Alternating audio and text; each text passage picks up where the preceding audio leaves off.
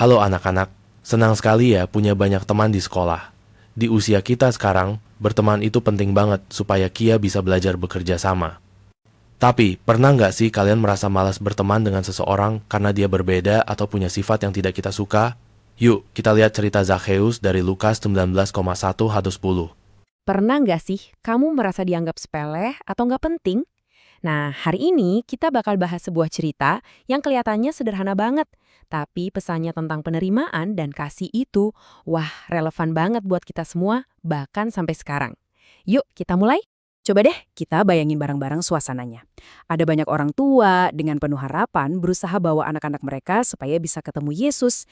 Keinginan mereka simpel banget, cuma mau anak-anak mereka disentuh dan diberkati. Harusnya suasananya kan penuh kehangatan gitu ya. Tapi tiba-tiba ada yang nggak beres.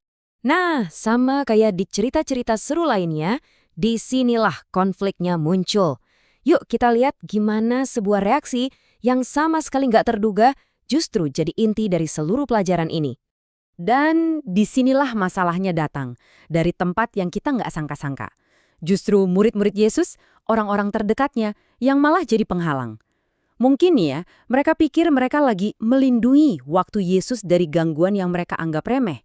Mereka bikin kesalahan besar dengan menilai siapa yang pantas dan siapa yang enggak. Disinilah ceritanya berbalik total. Reaksi Yesus itu kuat banget dan jujur cukup mengejutkan. Dia sama sekali nggak terganggu sama anak-anak atau orang tua mereka. Malah sebaliknya, dia itu marah, beneran marah loh, sama murid-muridnya sendiri. Reaksi ini nunjukin betapa seriusnya kesalahan yang baru aja mereka buat. Terus, Yesus ngomong kalimat yang jadi jantung dari pelajaran ini. Ini bukan saran ya, tapi ini perintah. Jangan menghalangi mereka. Dengan kata-kata ini, dia bukan cuma negur, tapi dia juga meruntuhkan tembok pemisah yang baru aja coba dibangun sama murid-muridnya. Oke, jadi apa sih sebetulnya pelajaran di balik kemarahan dan perintah Yesus ini? Yuk kita bedah lebih dalam lagi maknanya. Nah, ini dia nih aha momennya. Lewat tindakan yang sederhana ini, Yesus nunjukin sebuah kebenaran yang radikal. Di matanya, nilai seseorang itu nggak ditentuin sama status, umur, atau apa yang bisa mereka kasih. Setiap orang, dari yang paling kecil sampai yang paling besar, itu sama berharganya dan punya akses yang sama. Jadi intinya tuh gini, apa yang dilakuin murid-murid itu? Ya, itu namanya diskriminasi. Mereka bikin kotak-kotak, terus nentuin siapa yang layak dan siapa yang enggak. Yesus dengan tegas menolak logika itu. Pelajarannya adalah penerimaan total, tanpa syarat apapun. Cerita ini kan memang dari ribuan tahun lalu ya, tapi pesannya itu abadi banget. Pertanyaan besarnya sekarang, gimana caranya kita bisa menerapkan prinsip kasih dan penerimaan ini di dunia kita sekarang? Nah, mari kita lihat langkah-langkah praktisnya. Semuanya itu intinya ada di 3 hal. Pertama, rasa hormat yang tulus ke setiap orang. Kedua, kasih yang aktif, jadi bukan cuma perasaan doang. Dan ketiga, keadilan. Artinya, kita memperlakukan semua orang dengan setara. 3 hal ini nih yang jadi kompas moral buat kita.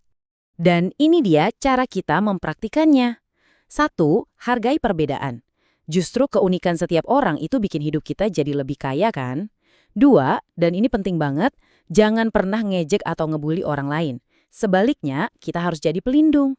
3, buka diri kita untuk berteman sama siapa aja, jangan bikin geng eksklusif. Dan yang terakhir, pastikan keadilan dan kasih jadi dasar dari semua yang kita lakukan. Oke, kita udah sampai di bagian akhir. Yuk kita simpulkan lagi, apa sih panggilan untuk bertindak dari semua ini? Pada akhirnya, menolak diskriminasi itu adalah cara kita mempraktikkan cerita ini. Ini lebih dari sekedar jadi orang baik ya. Ini soal komitmen yang sadar untuk hidup sesuai prinsip dasar kasih dan kesetaraan yang udah diajarkan. Jadi, yuk kita sama-sama ambil tanggung jawab ini. Kita berkomitmen untuk melihat setiap orang yang kita temui sebagai pribadi yang berharga. Dan kita tunjukkan kebaikan, penerimaan dan kasih, tanpa syarat dan tanpa kecuali. Nah, sebelum selesai, aku mau ninggalin kamu dengan satu pertanyaan buat direnungkan. Ini bukan teori doang loh, tapi tantangan. Gimana caranya kamu secara pribadi akan menerapkan pelajaran ini dalam hidupmu, mulai hari ini?